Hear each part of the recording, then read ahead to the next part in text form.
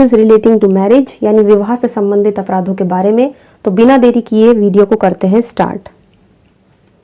तो आपका बीएनएस भारतीय न्याय संहिता में चैप्टर 5 ही अभी चल रहा है, जो महिला और शिशु के विरुद्ध अपराधों के बारे में हमें बताता है। सेक्शन 63 से 99 तक के सेक्शंस हैं और अभी तक हमने दो जो टॉपिक्स हैं वो इसमें बिल्कुल अच्छे से समझे हैं। 63 से लेकर 73 तक सेक्सुअल ऑफेंसेस एक अलग वीडियो में डिस्कस किया था और महिला के विरुद्ध आपराधिक बल और हमला ये इससे पिछली वीडियो में डिस्कस कर चुके हैं। तो 79 तक के सेक्शंस कंप्लीट हुए। अब बात करते हैं सेक्शन नंबर 80 से लेकर 87 तक की, जो हम आज पूरा कंप्लीट करेंगे। विवाह से संबंधित अपराध के बारे में हमें बताता है। 88 से लेकर 92 तक के जो सेक्शंस हैं वो बताते हैं मिसकैरेज से डील, ये नेक्स्ट वीडियो में कवर करेंगे। और 93 से लेकर 99 तक शिशु के विरुद्ध अपराध, ये उससे नेक्स्ट वीडियो में कवर करेंगे। तो आज का हमारा कॉन्सेप्ट है विवाह से संबंधित अपराध। आगे बढ़ने से पहले आपको बता दूं कि अगर आपको बीएनएस के हिंदी पेड नोट्स चाहिए तो आप इस व्हाट्सएप नंबर पर मैसेज करके ले सकते हो 9639264080 और बीएनएस के प्राइस आपको डिस्क्रिप्शन में मिल जाएंगे। तो आज का हमारा कॉन्सेप्ट है विवाह से संबंधित अपराध, ऑफेंसेस रिलेटिंग टू मैरिज। अब ये विवाह से संबंधित जो अपराध हैं पहले हम देखते थे कि आईपीसी में बाद में दिए हुए थे, है ना, 400 के बाद लास्ट में थे ये सेक्शंस, बट अब ये इन्होंने बीच में डाल दिए हैं क्योंकि जो चैप्टर का नाम है वो है महिला और शिशु के विरुद्ध अपराध। तो महिला से रिलेटेड जो भी अपराध है वो सब आपको यहाँ पर मिल जाएंगे। तो यहाँ पर हम बात करेंगे सेक्शन नंबर 80 की। सबसे पहला जो सेक्शन है इसका, सेक्शन नंबर 80, वो डील करता है डाउरी डेथ से, यानी दहेज मृत्यु से। इस सेक्शन को पढ़ेंगे पहले क्योंकि सेक्शन को पढ़ना बहुत ज़रूरी होता है। अंदर क्या इसमें बारीकियाँ दी हुई हैं ये भी जानना बहुत ज़रूरी होता है। इसमें कहा गया है कि जहाँ किसी महिला की मृत्यु, अब यहाँ पे किसी महिला की मृत्यु दी गई है तो किसी दाह से या शारीरिक क्षति के द्वारा, मतलब उसे जलाकर या उसको फिजिकली इंजर करके, उसको चोट पहुंचाकर, विवाह के 7 साल के अंदर अगर होती है, शादी से लेके 7 साल के अंदर, सामान्य परिस्थितियों में नहीं होती है ना, ऐसा नहीं है कि साधारण परिस्थितियों में उसकी डेथ हुई है, परिस्थितियां असामान्य होनी चाहिए। मृत्यु से कुछ पहले उसके पति या पति के नातेदारों द्वारा उसके साथ क्रुएल्टी की गई हो। क्रुएल्टी मतलब मारना पीटना, टॉर्चर करना, है ना, उसको ताने मारना। तो इस तरीके की उसके साथ क्रुएल्टी की गई हो, वो भी उसकी मौत से कुछ पहले। किसके द्वारा? हस्बैंड के द्वारा या हस्बैंड के जो भी रिलेटिव्स वगैरह हैं उनके द्वारा। क्रूरता दहेज की मांग के लिए होनी चाहिए, ये सबसे ज़रूरी चीज़, कि जो उसके साथ क्रुएल्टी की गई, उसको मारा पीटा गया, उसको तंग किया गया, वो किस लिए किया गया, क्या कारण था, तो दहेज को लेकर उसके साथ ऐसा किया गया। तो यहाँ पे जब हम ये सारे एसेंशियल्स पढ़ते हैं तो चीज़ें हमें एकदम क्लियर हो जाती हैं। ये पॉइंट्स मैंने निकाल लिए हैं अलग अलग जो इस सेक्शन में दिए गए हैं। ये पॉइंट्स पढ़ने के बाद आपको पूरा सेक्शन पढ़ने की ज़रूरत नहीं है, आप सिर्फ इन पॉइंट्स को पढ़ लो, आपको चीज़ें क्लियर हो जाएंगी। पूरी बातें लिखी हैं कि महिला की डेथ हुई है, वो भी शारीरिक क्षति से या जलने की वजह से हुई है, 7 साल के अंदर हुई है शादी से, असामान्य परिस्थितियों में हुई है। ऐसा नहीं है कि उसकी नेचुरल डेथ थी, नेचुरल डेथ नहीं थी, डेथ जो हुई है वो अननेचुरल हुई है। मृत्यु से कुछ पहले उसके हस्बैंड या उसके नातेदारों ने उसको तंग किया था, उसके साथ क्रुएल्टी की थी, और क्रुएल्टी भी की गई थी तो वो दहेज की मांग के लिए थी, डिमांड ऑफ डॉरी। तो डॉरी की डिमांड को लेकर यहाँ पे उसको साथ ऐसा हुआ है। अब ये चीज़ें क्लियर हुई। अब बात करते हैं इसके एक्सप्लेनेशन की।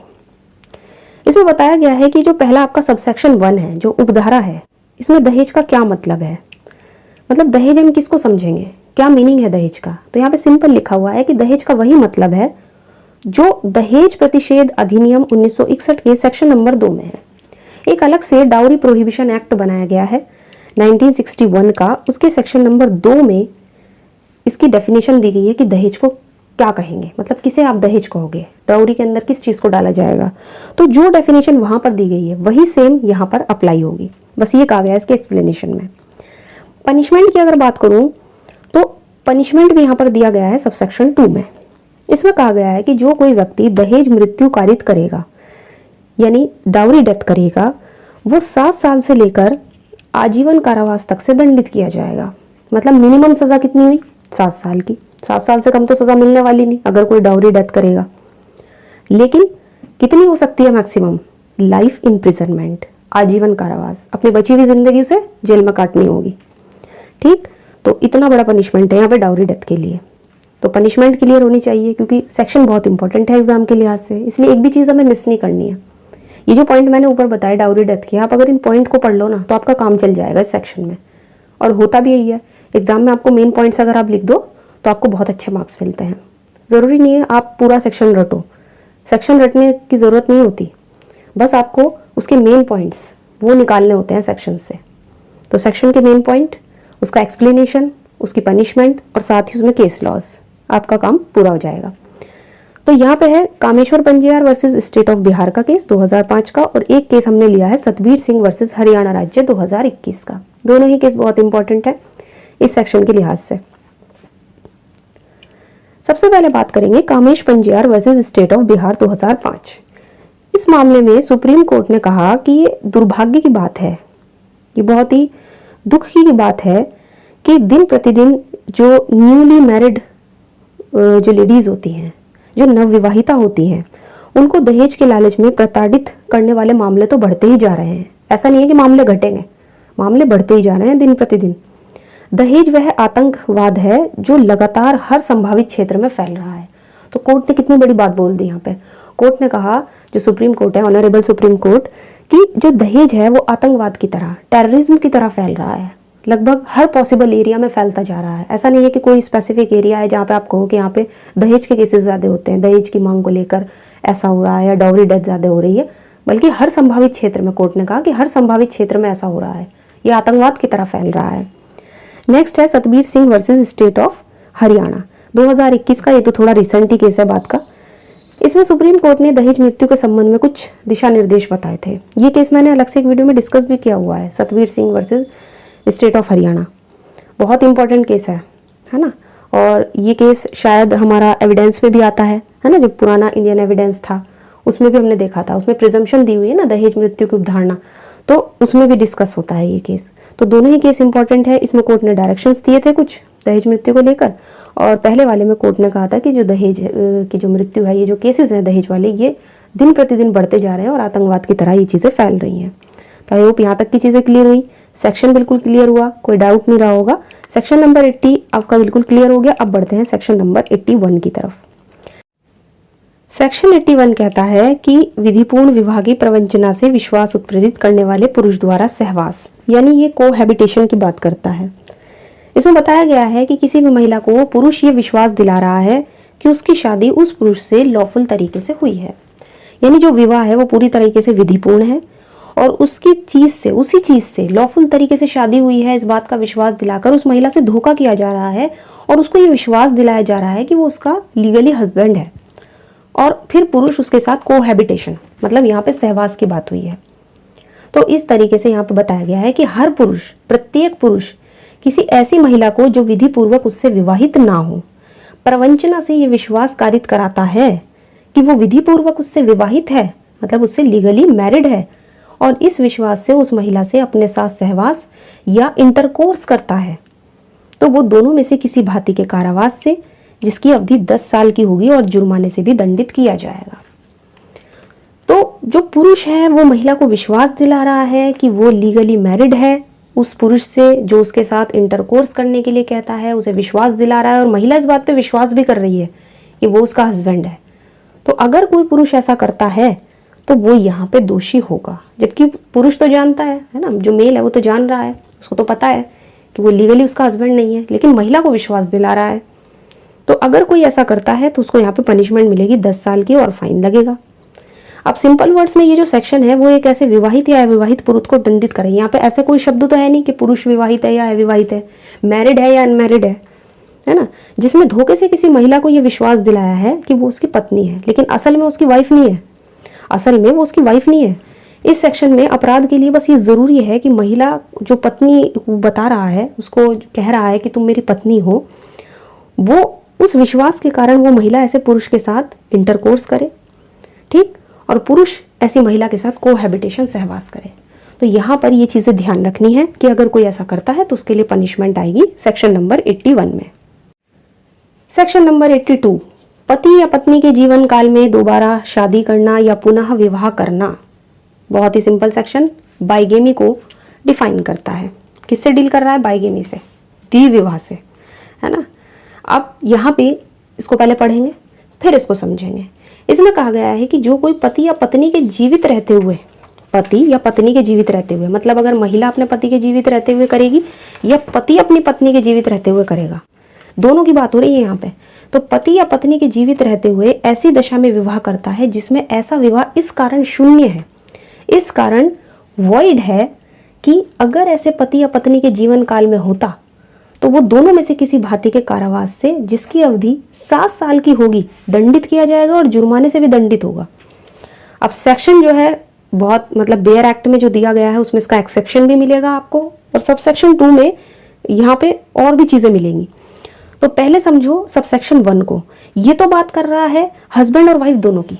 पहले तो सेक्शन में ये समझो कि ये दोनों की बात कर रहा है, ऐसा नहीं है कि सिर्फ यहाँ पे पुरुष को दंडित किया जा रहा है, महिला को दंडित नहीं किया जा रहा है। तो यहाँ पे दोनों पनिश हो सकते हैं, महिला करती है दोबारा शादी अपने पति के जीवन काल में तो भी, और पति करता है तो भी। ठीक, जीवित रहते हुए दूसरी शादी कर ली, हस्बैंड ने अपनी वाइफ के जीवित रहते हुए और वाइफ ने अपने हस्बैंड के जीवित रहते हुए। कितनी सजा है? दोनों में से किसी भी तरीके का कारावास दिया जा सकता है, चाहे सादा हो चाहे कठोर हो। 7 साल का मिलेगा और फाइन, जुर्माना यहाँ पे लगाया जाएगा। लेकिन इसके कुछ एक्सेप्शन है। एक्सेप्शन क्या है? एक्सेप्शन इसलिए पढ़ने ज़रूरी होते हैं कि जब आप एक्सेप्शन पढ़ते हो तो उसमें फिर सेक्शन की जो चीज़ें हैं वो वहाँ पे अप्लाई नहीं होती, छूट मिल जाती है।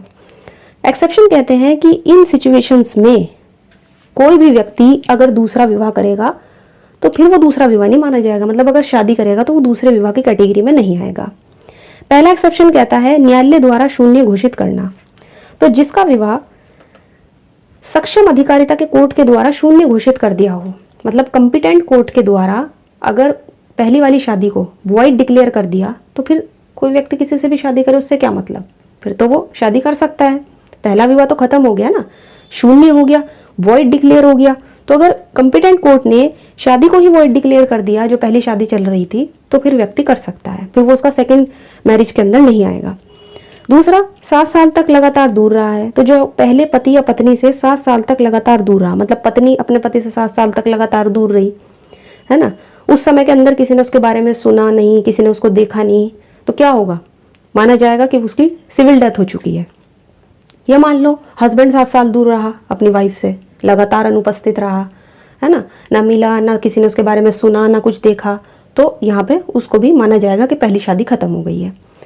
दूसरे पक्षकार को जानकारी, दूसरे विवाह के समय अभियुक्त ने विवाह के दूसरे पक्षकार को इस बात की जानकारी दे दी थी। मतलब अब जो व्यक्ति दूसरी से शादी कर रहा है, मान लो कोई व्यक्ति है, उसकी पहली वाइफ भी जिंदा है ना, और वो क्या कर रहा है, जिससे शादी कर रहा है दूसरे से, दूसरे को उसने सारी बात बता दी अपने पहले विवाह की, तो ये भी आपका एक्सेप्शन के अंदर आ जाएगा, है ना। दूसरे वाले व्यक्ति को सब पता है कि कैसे कैसे, मतलब जो पहली सिचुएशंस थी वो किस तरीके की थी। तो अगर ऐसा कोई करता है तो भी अगर उसने दूसरे वाले से कुछ नहीं छुपाया, तो फिर यहाँ पे भी वो शादी बाद वाली जो है वो वैलिड हो जाएगी। फिर आप उसको द्विविवाह में नहीं डालोगे, है ना, उससे दूसरे वाले को सारी बातों से अवगत करा दे। अब यहाँ पर ये सारी चीज़ें हुई, है ना, तो वॉइड डिक्लेयर कर दिया पहली शादी को, ठीक, और फिर 7 साल तक लगातार दूर रहा या दूसरे पक्षकार को पूरी जानकारी दे दी, तो वो सब चीज़ें, है ना। अब यहाँ पे मतलब आपने ट्रू फैक्ट बता दिए। तीसरे पॉइंट में ये कहा गया कि आपने सच्ची बातें बता दी, सारी पूरी ट्रू फैक्ट की जानकारी दे दी दूसरे पक्षकार को। तो अगर ऐसा है तो फिर ये चीज़ यहाँ पे अपराध में नहीं डाली जाएगी। सब सेक्शन 2 ये कहता है, इसमें वो पर्सन पनिशमेंट यहाँ पे दिला रहा है जिससे पहली मैरिज की बात छुपाकर उससे दूसरी शादी की गई है। तो जो अपने पूर्व विवाह के तथ्य को छुपाकर, फैक्ट को छुपाकर कि वो पहले भी शादीशुदा था, फिर दोबारा शादी करता है, पश्चातवर्ती विवाह करता है, तो उसको कितनी सजा मिलेगी? दोनों में से किसी भांति का कारावास जो 10 साल तक का होगा और जुर्माना उस पर लगाया जाएगा। यानी कि जो बात छुपा रहे हैं ना, जिससे हम शादी कर रहे हैं, पनिशमेंट यहाँ कौन दिला रहा है? वो व्यक्ति यहाँ पे पनिशमेंट दिला रहा है, वो व्यक्ति यहाँ पे सजा दिला रहा है। जैसे मान लो ए है, ए की पहली पत्नी थी बी, दूसरी शादी कर रहा है वो सी से। अब ए ने पहली शादी के बारे में जो उसने बी से की थी, सी को तो कुछ बताया नहीं, पहले वाले सारे तथ्य सारे फैक्ट उससे छुपा लिए सी से कि पहले भी वो बी से विवाहित है, बी उसकी पहली पत्नी है। तो यहाँ पे सी अगर चाहे तो सी जो है वो बी पर केस फाइल कर सकती है, यहाँ पर सब सेक्शन 2 के अंदर, ठीक। और ए को यहाँ पे कितनी सजा मिलेगी अगर सी ने केस फाइल कर दिया जिससे वो दोबारा दूसरी शादी करने जा रहा है? 10 साल का कारावास और जुर्माना, ठीक। तो यहाँ पे इस चीज़ को ध्यान रखना है। और इसमें हमने केस भी डाला है, देखो केस लॉ देखेंगे, श्रीमती पड़ी वर्सेस यूनियन ऑफ इंडिया 1963 का केस है। इसके अंदर केस में क्या कहा गया है केस में कहा गया है, कोर्ट ने कहा था कि इस सेक्शन को लागू होने के लिए ये जरूरी है कि जो एक्यूज है उसका एक विवाह उस समय हो चुका था जिस समय उसने दूसरा विवाह किया। अभियुक्त का पहला विवाह लॉफुल होना चाहिए, लीगल होना चाहिए और अस्तित्व में होना चाहिए। अगर पहली वाली शादी खत्म हो गई तो दूसरी का क्या मतलब? फिर तो दूसरी कर सकता है वो, फिर तो कोई अड़चन ही नहीं है, कोई बाधा ही नहीं है। तो यही चीज़ यहाँ पे कोर्ट ने कही कि एक तो यहाँ पे जिस समय उसने शादी की, दूसरा शादी की, उस समय उसका पहला विवाह हो चुका हो, मतलब एक शादी हो चुकी हो। पहली शादी बिल्कुल लीगल होनी चाहिए, विधिपूर्ण होनी चाहिए और वो अस्तित्व में होनी चाहिए। अगर पहली शादी टूट गई तो फिर दूसरी के लिए आप उसको दोषी नहीं ठहरा सकते। ठीक। सेक्शन नंबर 83, विधिपूर्ण विवाह के बिना ही कपटपूर्वक विवाह कर्म पूरा कर लेना। क्या कहता है? ये कहता है कि जो कोई बेईमानी से या कपटपूर्वक आशय से, मतलब किसी के मन में बेईमानी है, किसी के मन में कपट है और इस इंटेंशन से विवाहित होने का कर्म ये जानते हुए पूरा करेगा, मतलब ऐसे ही उल्टा सीधा फटाफट शादी कर ली और वो विधि पूर्वक उससे विवाहित भी नहीं हुआ, मतलब शादी की सारी चीज़ें पूरी नहीं की, रस्में पूरी नहीं की, है ना, जो भी कर्म वगैरह जो भी होते हैं उनको पूरा नहीं किया। तो अगर कोई ऐसा करेगा तो वो दोनों में से किसी भांति के कारावास से जो 7 साल का होगा और जुर्माने से दंडित किया जाएगा। बहुत ही सिंपल सेक्शन है। कुछ चीज़ें यहाँ पे निकल के आती हैं। एक तो आती है यहाँ पे, इसके अगर वो देखें, हम शर्तें देखें तो बेईमानी या कपटपूर्वक आशय से विवाहित होने का कार्य पूरा करना। बेईमानी होनी चाहिए सामने वाले के मन में, कपट होना चाहिए या फिर इनको करने की इंटेंशन होनी चाहिए, और इस काम को जानते हुए उसने ऐसा किया हो, उसको नॉलेज थी कि जो वो काम कर रहा है वो विधि पूर्वक विवाह को पूरा करने के लिए नहीं है सफिशिएंट। सिंपल वर्ड में जो सेक्शन है उन मामलों में लागू होता है जिसमें विवाह की प्रक्रिया तो पूरी हो जाती है लेकिन किसी भी हालत में विवाह को वो लीगल नहीं बनाती, जिसमें एक पार्टी दूसरी पार्टी को ये विश्वास दिलाती है कि इस प्रक्रिया में विवाह वैध रूप से हो गया है। इसके बाद आता है सेक्शन नंबर 84। ये कहता है विवाहित महिला को आपराधिक आशय से फुसलाकर ले जाना या ले आना या निरुद्ध रखना। 3 चीजें हैं।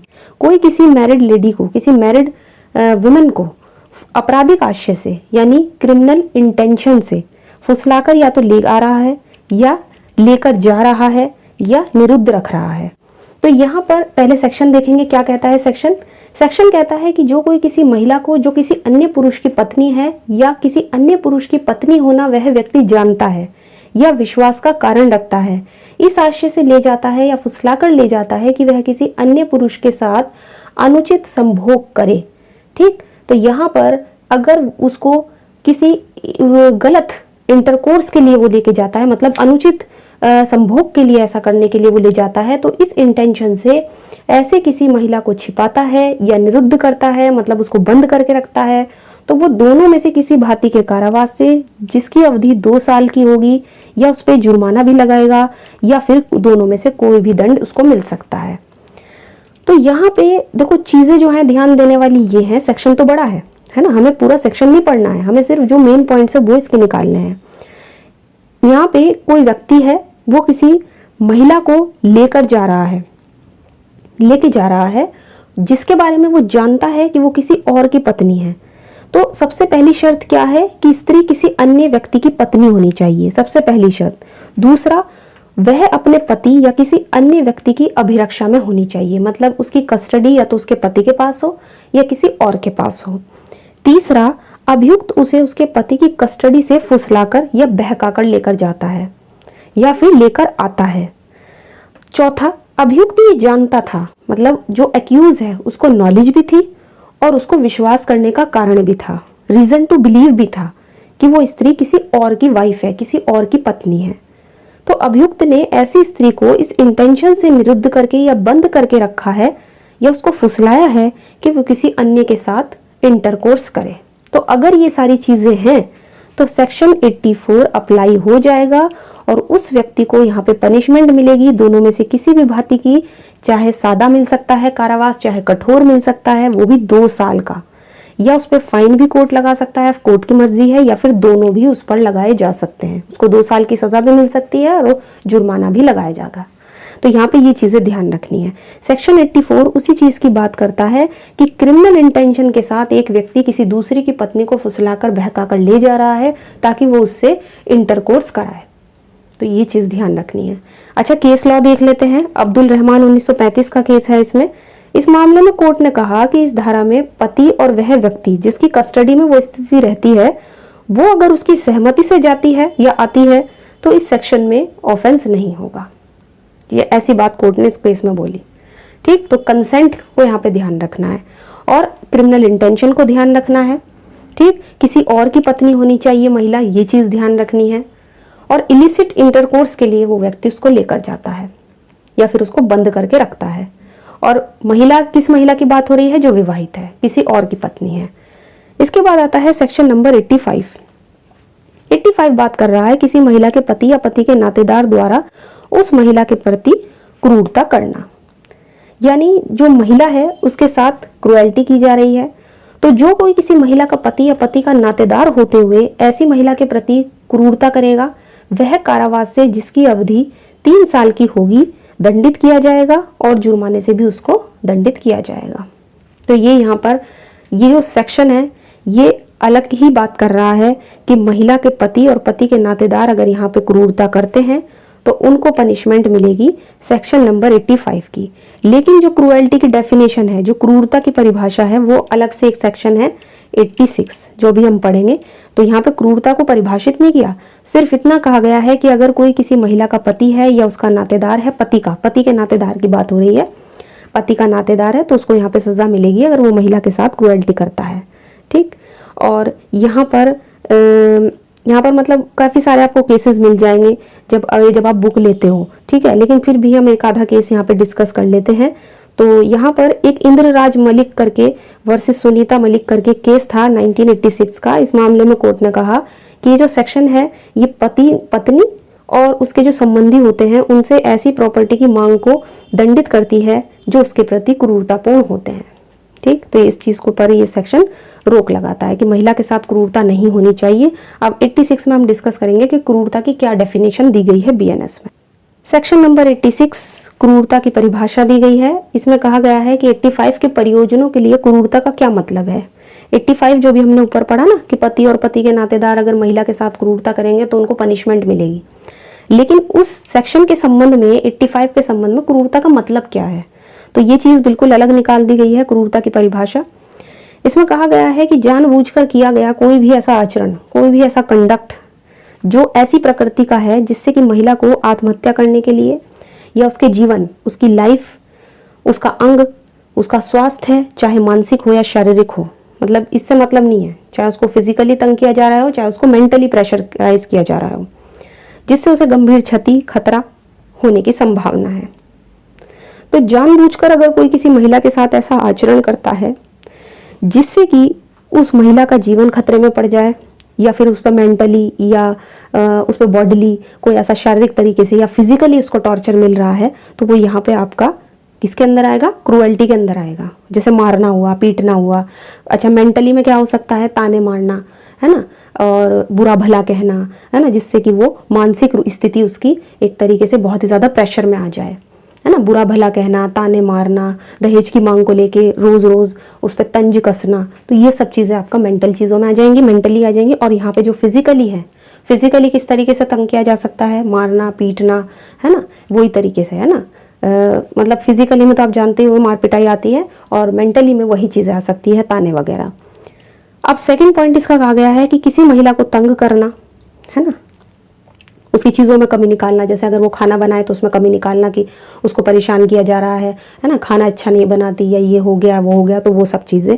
या उससे संबंधित किसी व्यक्ति की प्रॉपर्टी या वैल्यूबल सिक्योरिटी, जो भी लोग उससे रिलेटेड हैं, जो भी जैसे उसके फादर हैं या उसके ब्रदर हैं या कोई भी जो उससे रिलेट करते हैं, है ना, उसके संबंधी हैं, उनमें किसी व्यक्ति को उनकी किसी प्रॉपर्टी या कोई वैल्यूबल सिक्योरिटी के लिए इलीगल मांग को पूरा करने के लिए उसको प्रपीड़न करना, मतलब उसको प्रपीड़ित करना, है ना, उसको टॉर्चर करना कि प्रॉपर्टी लेकर आओ या कोई वैल्यूबल सिक्योरिटी लेके आओ, जो बिल्कुल डिमांड कैसी है? बिल्कुल इलीगल डिमांड है, बिल्कुल लीगल डिमांड नहीं है।